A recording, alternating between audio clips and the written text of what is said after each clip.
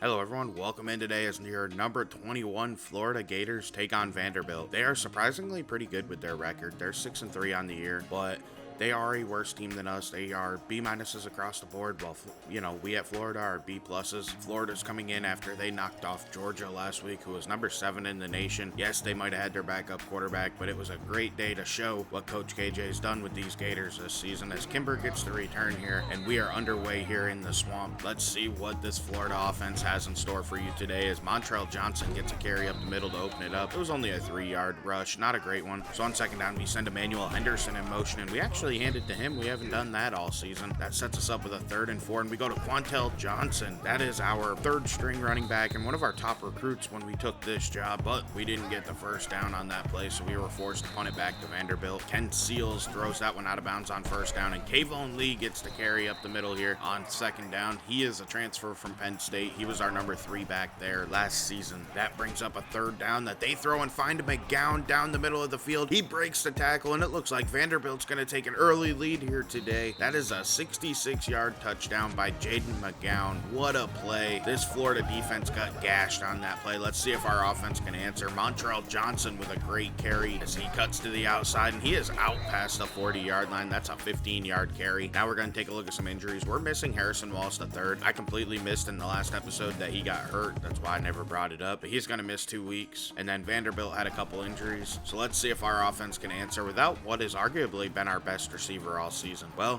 1st down, Garola overthrew Malik Mega, so that's going to bring up a 2nd down here, and we go back to Montrell Johnson, and look at this gap up the middle. If Mega hadn't been thrown into him, I think that could have went for a big gain. That's going to bring up a 3rd and 2 for Jack Garola, and he fires quick out there. That's Xavier Henderson getting us the 1st down and more. That's a 13-yard pickup and a Gators 1st down. So we come out in the pistol and hand it to Montrell Johnson, who gets stuffed for a 3-yard loss. Vanderbilt was all over that play, so that's going to bring up a 2nd and 13 for the Gators. They run inside veer, and Jack Garola pulls it, and he has some space in front of him, and look at that spin move. That's a 1st down. You'll love to see your quarterback putting on moves like that. That's a 17-yard pickup for the Gators. So we hand it to Montrell Johnson, who gets hit in the backfield as a lineman was blown back into him, but he's still able to take that for 7 yards. That's a great carry. On the next play, though, nobody blocked one of the linebackers, and that play went nowhere. We lost 1. So that's going to bring us up to a 3rd down, and we decide to throw a screen out to ETN, and he got stuffed. Our right guard went completely missed the block, so that's going to bring up a 4th down. So we come out with our field goal unit, and that is up, and that is good. Adam Mahalik with the excellent kick. Now we're getting an update on the 1 versus 2 matchup, and as you can see, Penn State did beat Ohio State 36-24. Drew Aller had himself a great day. I love to see my guys at Penn State still succeeding without me there. Our score here 7-3 as we come back, and Kayvon Lee gets a carry. That was a loss of 1. So on 2nd down, they go straight back to Kayvon Lee, and he only picked up 3, so they set themselves up with a 3rd and 8 now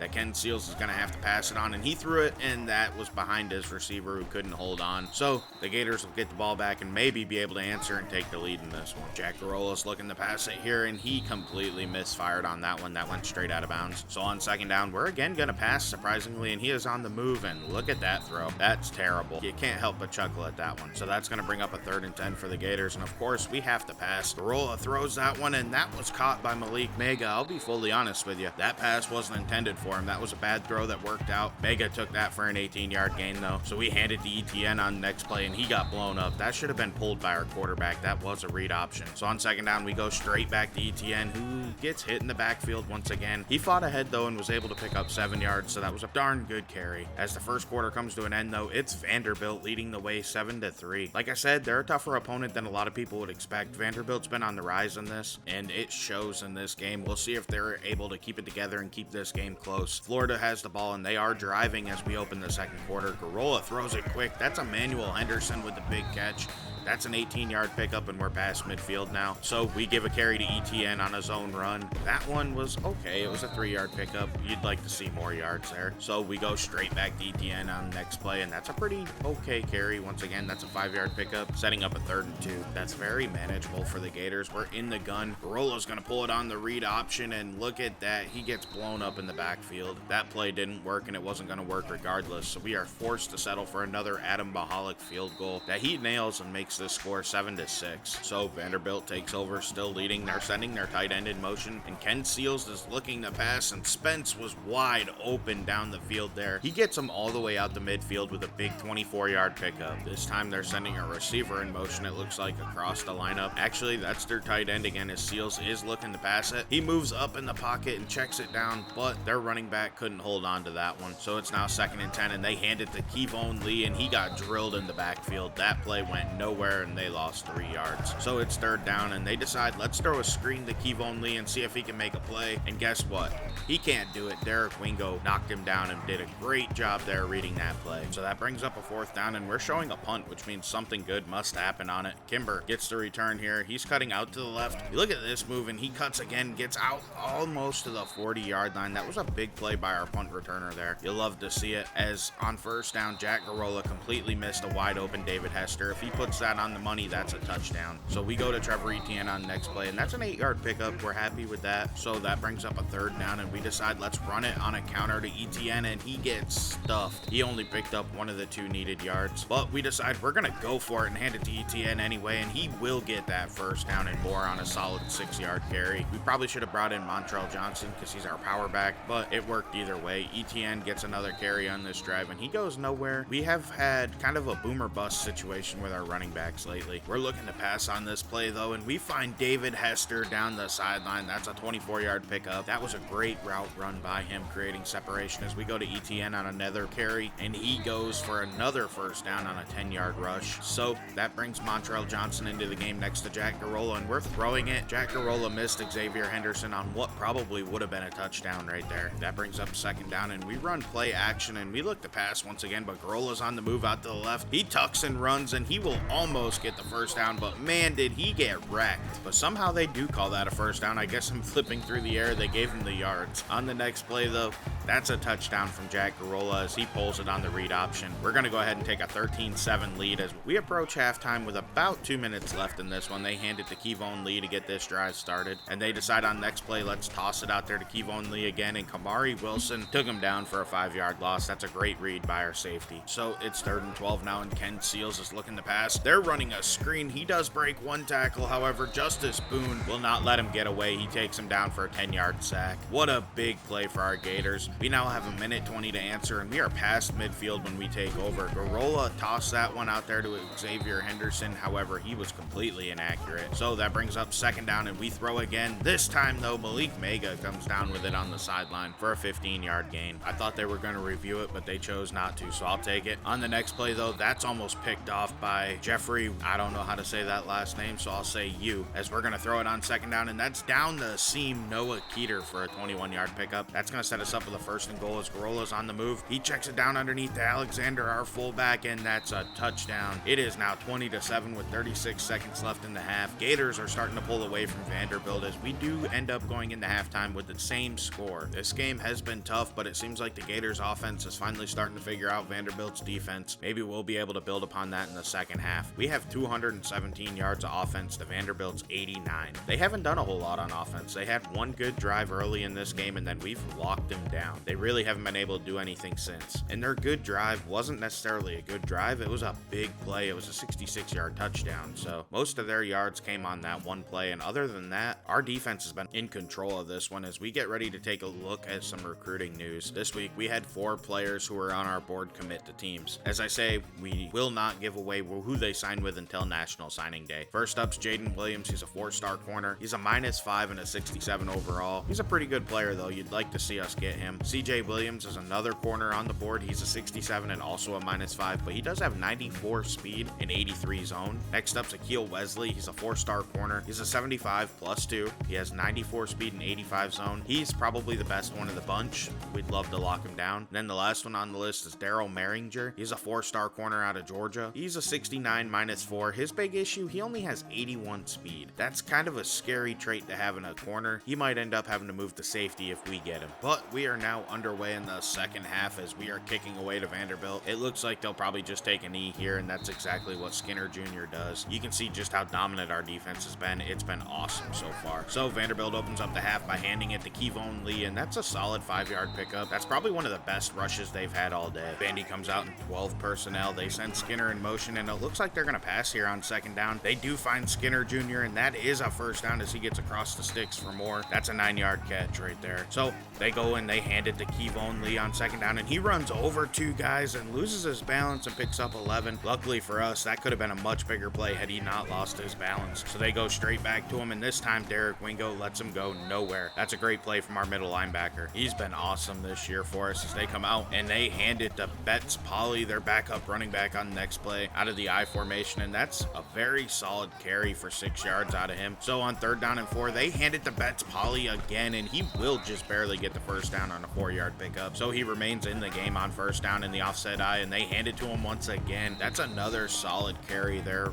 for 6 yards. He's been more efficient than Kevon Lee so far as Lee gets a carry here, and he breaks a tackle. He only ends up picking up 2 on that play. So that's going to set him up for third down and 2. They send a tight end in motion over to the right, and they're in the offset I, and they're going to run play action, and Ken Seals wisely throws it underneath to Kevon Lee, who will get the first down and more after he breaks some tackles. That's a 15-yard reception right there. That's a part of his game that I never expected to see. So it's now first and 10, and they throw it once again. That's Skinner Jr., their top receiver, for only 1 yard. That's going to set him up with a second and 9, and they're going to once again motion their tight end over to the right. You can tell this is a pro-style offense that loves 2 tight ends. Seals is going to hand it to Betts Polly, who has a nice crease up the middle, but for some reason, after he made his cut, he slowed down. That could have been a touchdown if he didn't lose his speed. So it's now third and 4 for Ken Seals, and he throws it underneath to Byard, who breaks a tackle and gets in for a touchdown. Hutch Byard, their wide receiver, goes in for a big score there, making this score 20-14 with 4 minutes left in the third quarter as the Gators take back over. Jack Garola is going to pull it on a read option and take that for 10 yards. That's a fantastic drive starter as we look to pull away from Vanderbilt. On second down, we hand it to Montrell Johnson, who gets the first down and more. That's a great 8-yard carry. If you had a little bit more top-end speed, man, that would be a touchdown right there. Montrell Johnson gets another carry and trucks a guy, and look at that. That's an 11-yard pickup there. We come out in the offset gun formation, and down Jack Garola goes. Their defensive tackle blew right by our right guard on that play. So that brings up a second and 17, and we hand it to Montrell Johnson, and he's going to get all them yards back plus a little bit on a 9-yard rush. So on third and 8, we're going to run play action, and we are definitely going to throw this one deep, and look at that. That's a Manuel Henderson wide open for the huge gain, setting us up with a first and goal from the 2-yard line. And then on the next play, Jack Garola pulls it on the triple option, and in he goes for a touchdown. Florida extends their lead up to 27-14 over Vanderbilt. We're down to just a minute 25 left in the third quarter, and the Gators are trying to maintain control in this game as Ken Seals has to try to scramble out of the pocket, and down he goes. That's Shamar James on the sack. So that's going to bring up a second and 12, and they hand it to Kevon Lee,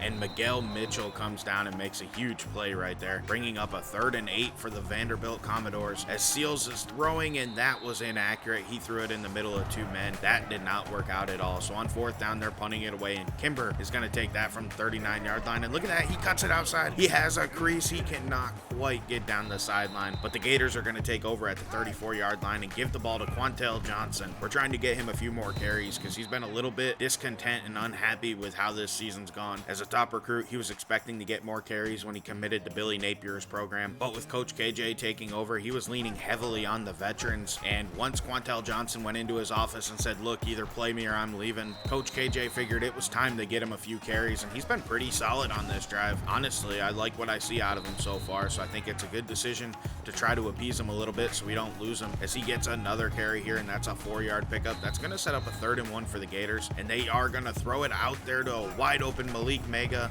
He is a little slow after making that catch, though. He only picked up 3, so it's now first and goal from about the 4-yard line for the Gators as Garola is going to run the speed option and pitch it to ETN, and in he goes for a touchdown. Gators extend their lead up to 34-14. Florida's pulling away in this one, and I think that they're going to be in control throughout as Vanderbilt's forced to have to try to answer, and that is a great way to start this drive as that is a perfect throw by Ken Seals down the sideline. They go to Kevon Lee on the next play, and he gets out past midfield on a 6-yard pickup, setting setting up a 2nd and 4. They're moving pretty quick on this drive. This is what they need to do to answer. Devon Walker makes a 7-yard reception and gets the Commodores another first down. They still have 6 minutes left in this game, so if they move quick enough, I mean, they need 3 scores, which is a lot, but they could do it, as that pass does not help out, though. That was dropped across the middle on what could have been a big play. Seals hits Spence on the next play, and he's going to get another first down, and that's a solid 11-yard reception, but they need to move a little bit quicker. They need 3 scores. Seals again passing. That time he was almost intercepted. Ethan Pouncey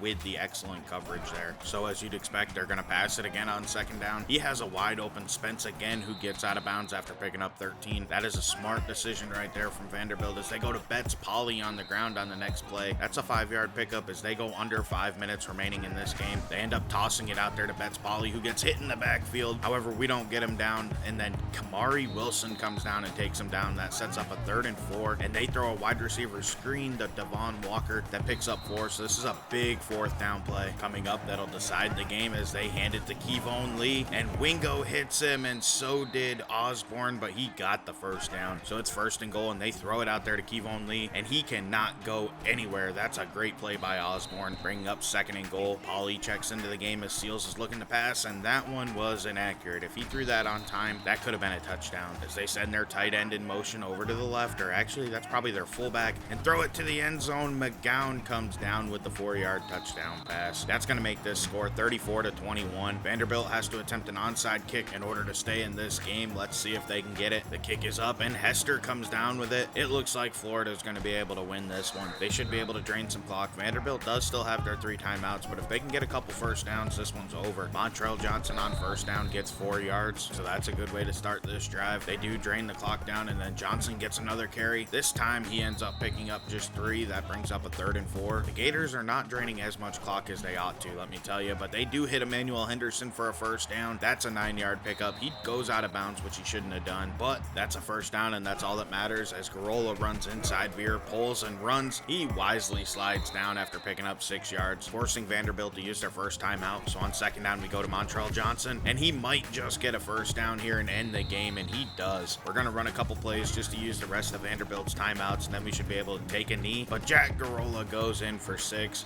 That's a 21-yard touchdown. You'd almost like to see him go down, but every now and then it's fun to get your stats up. We haven't really had a game this season where we've been able to do that, so I'm going to take it if it's there. Ken Seals is looking to pass on first down, and he has to throw it away. There was nothing on that play. So on 2nd down, we're running a bunch of man coverage, and Seals is looking to pass in the pocket. He throws it deep, and that nearly was picked off right there. That would have ended the game if we could have got that interception. So it's now 3rd and 10 for Ken Seals. He's standing in the pocket, and underneath he throws it to his receiver, Skinner Jr., and out of bounds he goes, setting up a 4th and 9. So what will Vanderbilt do? They shockingly punt it back to the Gators.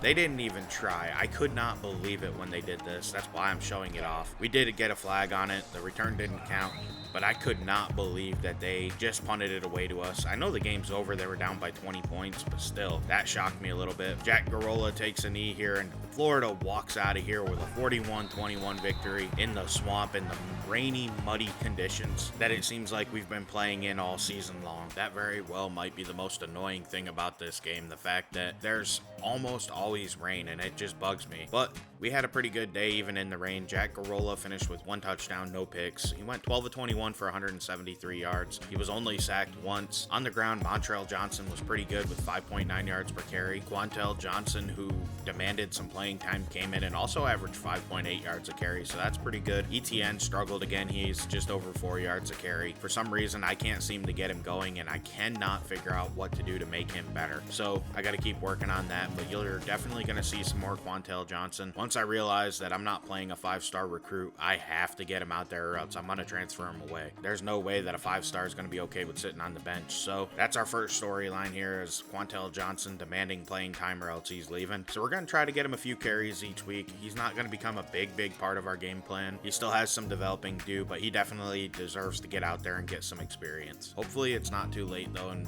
us getting him playing time now will keep him here. He's going to be one of our backs going into the future, and I really think that we could could do pretty well with them. Vanderbilt gave us a little bit of a competition early on. We were able to pull away at the end though. So now we're going to take a look at some Heisman standings, and it's Will Rogers remaining at the top, followed by Hunter Deckers of Iowa State. Buckner moves up to 3, and Viluex moves up to 4. Trayshawn Ward, the halfback of Florida State, drops down to number 5. Taking a look at your top 25, Penn State remains number 1. Of course they do. They beat the number 2 team in the nation in Ohio State 36-24. Now they dropped them all the way down to number 6. I feel like that's a little harsh. They should be above Oregon. At the very least, they should be number 4, but I don't make that decision. That's up to the pollsters. But Notre Dame remains in top 3 at 10-0. That's pretty impressive. Miami's also sitting at 9-0 and leading the ACC. The big thing about Notre Dame is the fact that they're in the Sun Belt's really going to help them out, and I think they could easily run the table. With our victory over Vanderbilt, we move up to number 18. It wasn't a big game, but with an 8-1 record coming out of the SEC, I kind of feel like they're disrespecting us a little bit. I know they didn't have high expectations for us, but that just doesn't seem right. Next week, we're taking on a 3-6 South Carolina team that is worse than us. They're similar, but just slightly better than Vanderbilt. We definitely have the edge in this game, but I will say South Carolina is kind of a low-key rival of the Gators, being that they've always been in the East together. So that definitely makes this game a little bit more interesting, and if South Carolina wants to get to bowl eligibility, they need to win this one. So that's all I have for you today. This is LDJ11. Please like and subscribe. I'll be back with more of this soon. Have a great day. I'm out.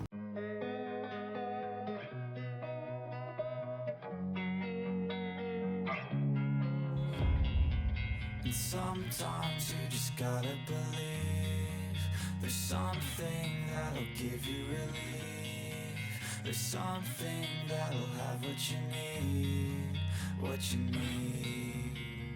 We're broken, it's tragic, we're not all elastic, but maybe there's magic. Believe you could have it,